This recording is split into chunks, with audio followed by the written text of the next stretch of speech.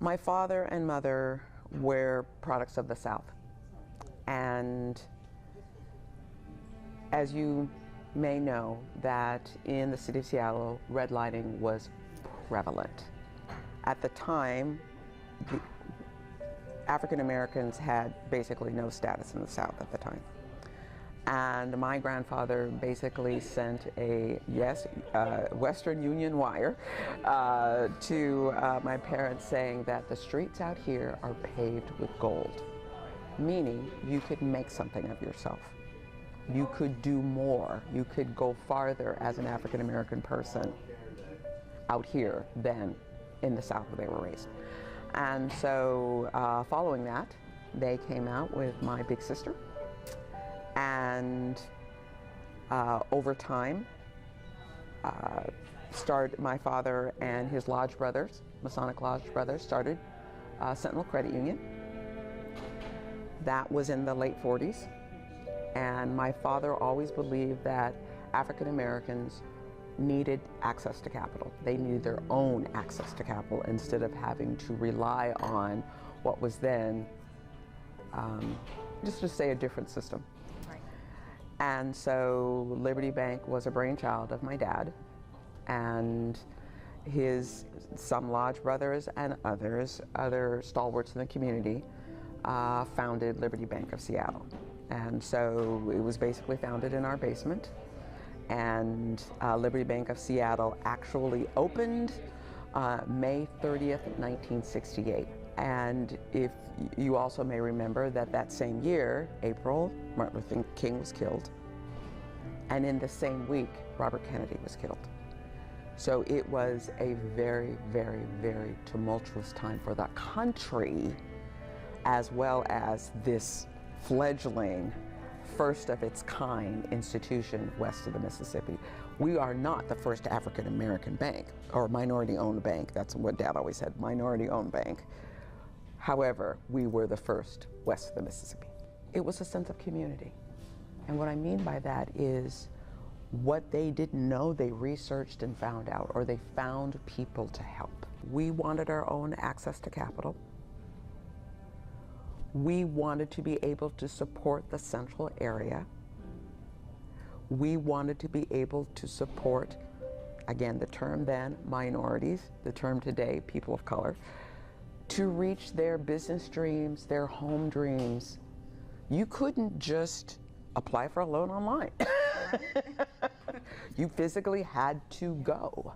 And so when Liberty Bank opened, it attracted over $1 million in deposits. This is 1968, in its first 1 or 2 months. That was unheard of. And the building itself, it was all about, another extension of community is Mel Streeter, the architect, was also African American. So it was built by us for us. But more than anything, I was just proud. I was just proud that my parents were involved in something as amazing as either a credit union or even, a commercial bank. It was exciting. I was there opening day. Got to get out of school. I was there opening day, and there was television coverage. Now, that didn't just happen in 1968, and certainly in the African American community. And many of the founders were, I'd known them, I was a kid, but I'd known them for a long time. So it was all just so very exciting. And it was bold, and it was risky. It was very, very risky. Not only for the institution, but for my family as well. There were times that the bank was robbed. I know there were times there were guns held to my dad's head. My parents were very strict with me and my whereabouts because people would try to get to my dad through me. Our phone was tapped. I could hear them I could get on the line and hear, but they're on. It was not easy. And at the same time, I would say I have one of the documents. They would not allow my dad to be the first president. They would not allow not only a husband and wife, they would also not allow an African American to be the first president of a minority-owned bank. But he did become president. Yes, he was the third president. It was thrilling. It was thrilling.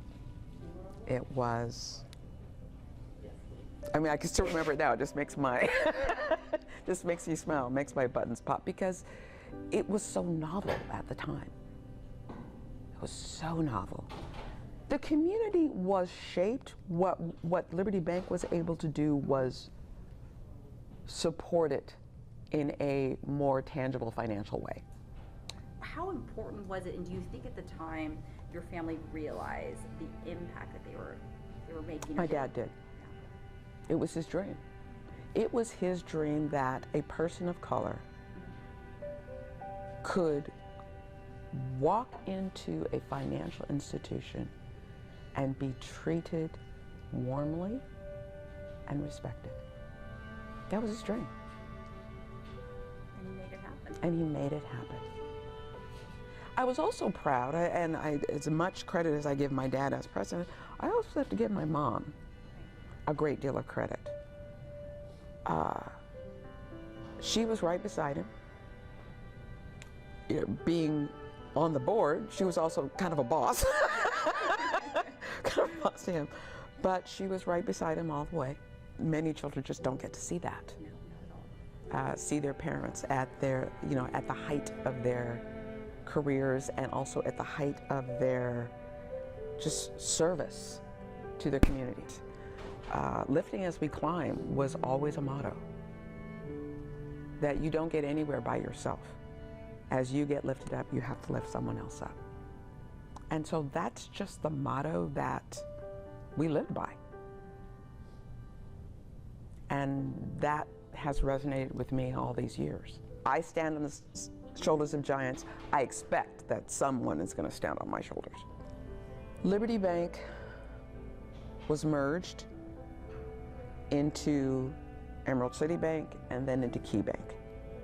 Key Bank had one of their branches. It became, if you will, the Central Area branch. And for reasons unknown, closed that branch. And it was not a going concern. The building was empty. I want to say it was around 2014 that I was contacted about going to a forum with architects specifically to preserve that building as a landmark, a Seattle landmark. My niece and I wrote, in preparation, a history of Liberty Bank, start to finish, and basically stood up and fought for, tried to help them understand how important this building, even though it was empty, building was to the community. Because people still refer to it as the Liberty Bank. Oh, that's Liberty Bank. That was where Liberty Bank was. That's where Liberty Bank was. Even after all these years, even after it merged in Emerald City, even after it was still, that's where Liberty Bank was. We did not win that fight. And I was so disappointed. And Capitol Hill Housing, I think, especially Chris Persons, was very, very touched by our plea and understanding that history was made on this corner. And I didn't want that to be forgotten. So the fact that they were willing to raise the legacy and to keep the legacy. And let's face it, Seattle needs low-cost housing desperately. And so it seemed to be the right thing to do. I get to preserve the legacy. Mom, Dad, all the founders get to be recognized, and we get to preserve the history, and we're doing good for the community at the same time. It seemed like a win-win-win situation. For people who are watching this and maybe they're not familiar and they come to the Liberty Building, they come to the Central District, what do you want them to know about that piece of history? I want them to know that during a time prior to the Civil Rights Act, prior to the Voting Rights Act,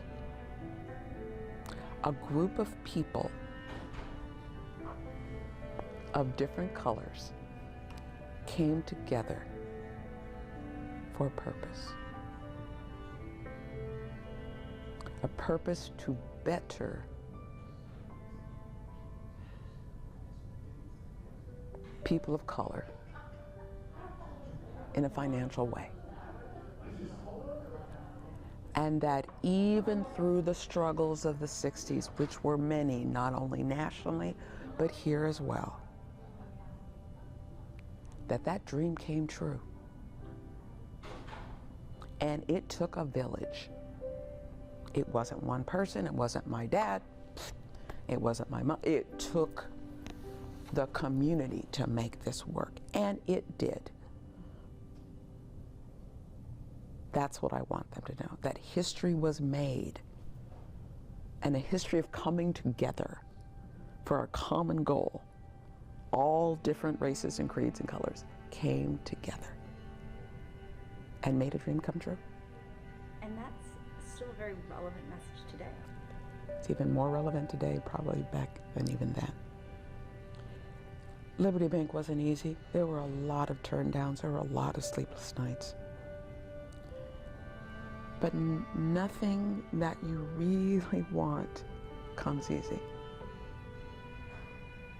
But it doesn't mean you give up at the first turn down, or the second, or the third. But eventually, if your intent is true, you will win. But your intent has to be true. This wasn't for the aggrandizement of my father or my mother or any other of the board members. It was for the community. It was their financial institution. Would I still love it to be Liberty Bank? Absolutely. Please. Would I still love it to be Liberty Bank? Yes, I would. The fact that it's helping people, the fact that families are there, the fact that there is some of the most beautiful artwork. Al Doggett was the curator, another wonderful African-American artist, and Esther, his partner. They did an amazing job. I have never seen such artwork, such Afrocentric artwork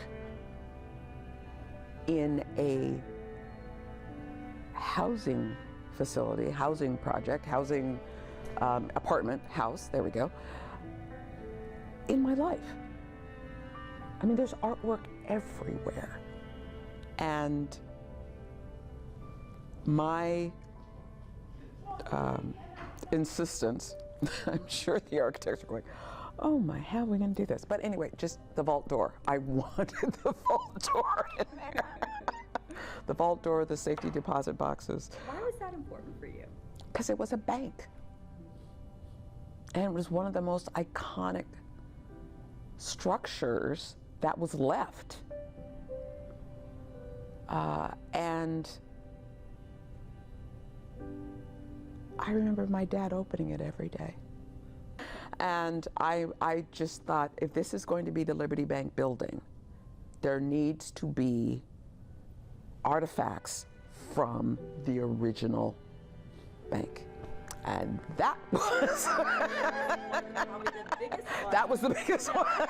They're going to carry that. They're gonna over. That's figure out a way. Can you figure out a way to do that? Okay. And the people in Capitol Housing, they were so precious. They, Methune, the architects, everyone was just committed to this project, which again mirrored what happened in the 60s in terms of people of all different races and creeds and colors coming together for a common purpose. It's come full circle. It's come full circle. Couldn't be more proud. Couldn't be more proud and thankful. And so to be sitting here in 2020, and even though the bank has been closed for decades, that it still finds relevance even today is very, very special. It's very, very special. So what I say is my father and mother and those founders just didn't think about their generation. They were thinking about 7 times 7 generations from now. And that, to me, is what we as citizens of Seattle, citizens of the world, need to think about. What are we doing that's furthering 7 times 7 generations, not just today? What kind of legacy do we want to leave? And I'm very proud, very thankful that my family history and the family history of all the founders in this moment is still relevant.